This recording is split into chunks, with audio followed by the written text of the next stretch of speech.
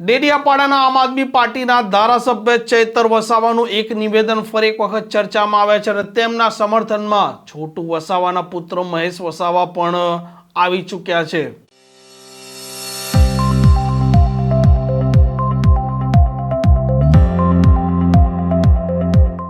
નમસ્કાર, આપ જોઈ રહ્યા છો હોટલાઇન ન્યૂઝ અને હું છું આપની સાથે તોફિક ગાંચી। નર્મદા જિલ્લામાં એક નામ હર હંમેશ ગૂંજતું હોય છે અને તે નામ છે ધારાસભ્ય ચૈતર વસાવા।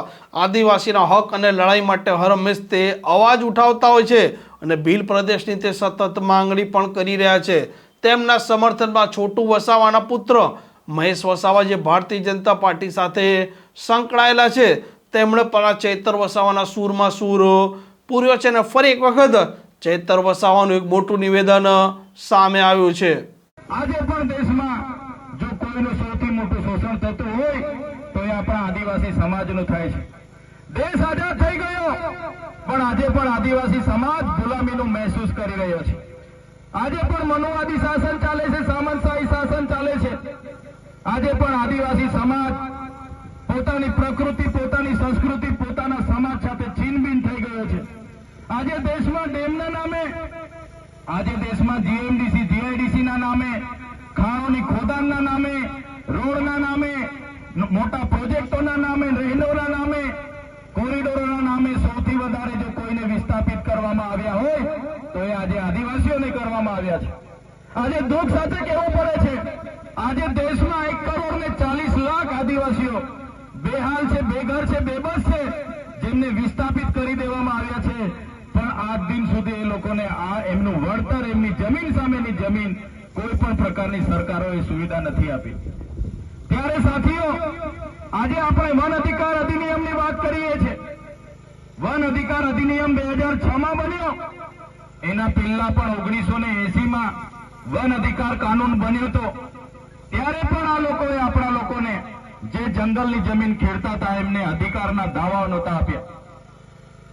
આદિવાસી જંગલ ખાતું કહેવા માંગતું હોય કે આ જમીનો અમારી છે, ત્યારે હું આજના મંચ પરથી કહેવા માંગુ છું જંગલ ખાતાને પણ, તમારું જંગલ ખાતું તો 1927માં બન્યું છે। અમારા લોકો હજારો વર્ષથી અહીંયા રહે છે અને જે દિવસે અમારા લોકોને હેરાન કરશો તે દિવસે આદિવાસી વિસ્તારોમાંથી તમારા જંગલ ખાતાને પણ દૂર કરતા અમને વાર નહીં લાગે। તમારા જંગલ ખાતાને પણ આદિવાસી વિસ્તારોમાંથી અમે હટાવી દઈશું, ઘૂસવા નહીં દઈએ। અનુસૂચિત વિસ્તાર છે અમારો, અહીં પૈસા એક્ટ લાગુ છે।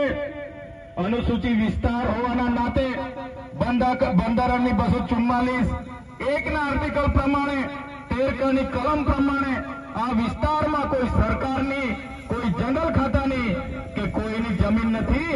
આ વિસ્તારમાં જો કોઈની જમીન હોય એ તમામ જમીનો અમારા આદિવાસીઓની છે, આદિવાસીઓ સાચવેલી છે।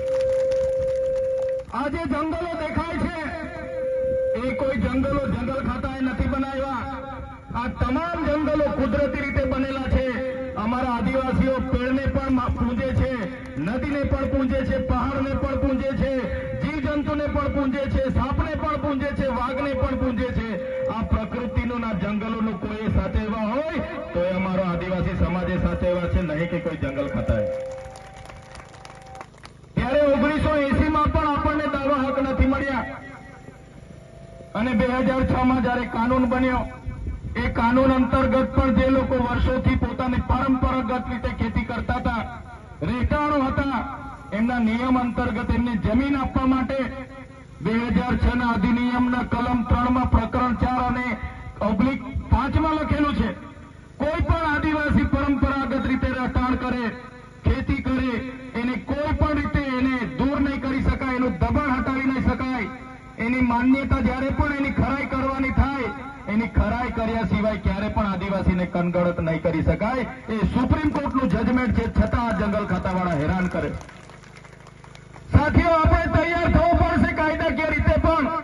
અહીંયા ઘણા એડવોકેટ મિત્રો પણ હશે, જો સુપ્રીમ કોર્ટ આવું કહેતી હોય અને આ ફોરેસ્ટ વાળા એમની મનમાની કરતા હોય તો કોર્ટ ઓફ કન્ડેમ કરવા માટે પણ આપણે તૈયાર રહેવું પડશે। એ લોકોને કોર્ટમાં લઈ જવા માટે પણ તૈયાર રહેવું પડશે। આ વિસ્તારમાં 1968માં જયારે ઉકાઈ બાંધની બાંધવામાં આવ્યો, ઉકાઈ ડેમ બાંધવામાં આવ્યો, ત્યારે આ જ ગામોને વિસ્થાપિત કરીને આ વિસ્તારોમાં મૂકવામાં આવ્યા છે। આજ દિન સુધી જમીન સામેની જમીન નથી મળી. એક વ્યક્તિને સરકારી નોકરી આપવાની વાત હતી, મફત વીજળી આપવાની વાત હતી, મફત સિંચાઈનું પાણી આપવાની વાત હતી, છતાં પણ આજે આપણને મળ્યું નથી. ત્યારે આ દુઃખની વાત છે.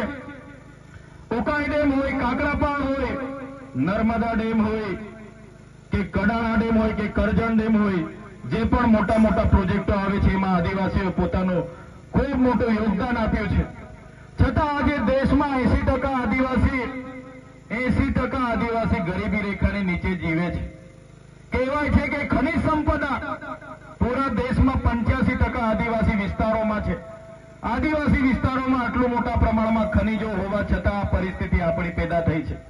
પણ આપણા નીતિ ઘડનારા લોકોનો ન હોવાના કારણે, મહત્વની ભૂમિકામાં આપણા લોકો ન હોવાના કારણે આજે આ પરિસ્થિતિ આપણી છે. ત્યારે અમે અગાઉ પણ કીધું છે ને આજે પણ કહીએ છીએ, જ્યાં સુધી આદિવાસીઓને પોતાનું સ્વતંત્ર શાસન નહીં મળે, સ્વાયત્ત રાજ નહીં મળે, ત્યાં સુધી આપણે આવી જ રીતના લડવું પડશે, સંઘર્ષ કરવું પડશે, ચાલવાનું છે. ત્યારે સાથીઓ અમે અગાઉ પણ કીધું છે ને અમે પૂરા ગુજરાત, રાજસ્થાન, મહારાષ્ટ્ર અને મધ્યપ્રદેશમાં પણ જઈએ છીએ. આજે 50% લોકોને અમે ભીલ પ્રદેશના બેનર હેઠળ રાજસ્થાન, મધ્યપ્રદેશ અને મહારાષ્ટ્રના તમામ સાથી આગેવાનો સાથે મળીને બધાની મહેનતથી છોટુભાઈ વસાવા સાહેબ હોય, મહેશભાઈ હોય, રાજકુમાર રોથ હોય, ભવરલાલ પરમાર હોય, કાંતિભાઈ આદિવાસી હોય કે કમલેશભાઈ ડોડિયા મધ્યપ્રદેશથી હોય, બધાના સહકારથી અમે જાગૃતનું બેડું ઉપાડેલું છે. આવનારા દિવસોમાં દેશનું 29મું રાજ્ય ભીલ પ્રદેશ આપણે બનાવવા માટે આગળ આવવું પડશે. આજે 50% લોકો જાગી ગયા છે.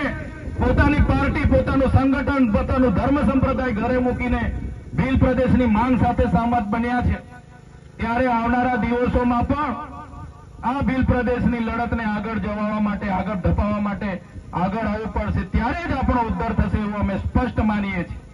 આજે નર્મદા ડેમના પાણીની વાત કરીએ, ઉકાઈ ડેમના પાણીની વાત કરીએ, મોટી મોટી જીઆઈડીસીઓ અને કારખાનાઓને આપવામાં આવે છે. નર્મદા ડેમનું પાણી કચ્છ સુધી લઈ જવામાં આવે છે. 500 કિલોમીટર પાણી લઈ જવામાં આવે છે. અમે કહીએ છીએ તમે 1000 કિલોમીટર લઈ જાઓ, અમને કોઈ વાંધો નથી. પણ જે લોકોએ પોતાની જમીનો ગુમાવી છે, જે લોકોએ આખા ગામો વિસ્થાપિત કર્યા છે, એ લોકોને આજે પણ જે વચનો આપ્યા હતા એક જણને નોકરીના, જમીન સામે જમીનના, સિંચાઈના, વીજળીના, એ નથી આપ્યા. ત્યારે આવનારા દિવસોમાં જો સરકારો આદિવાસીઓ માટે નહીં વિચારશે તો આવનારા દિવસોમાં નર્મદા કેનાલ બંધ કરવા માટેનું પણ અમે આહવાન કરીશું. આવા પ્રકારના વિડીયો તમને જોવા ગમતા હોય તો હોટલાઇન ન્યૂઝ ચેનલને લાઇક, શેર અને સબસ્ક્રાઇબ કરો.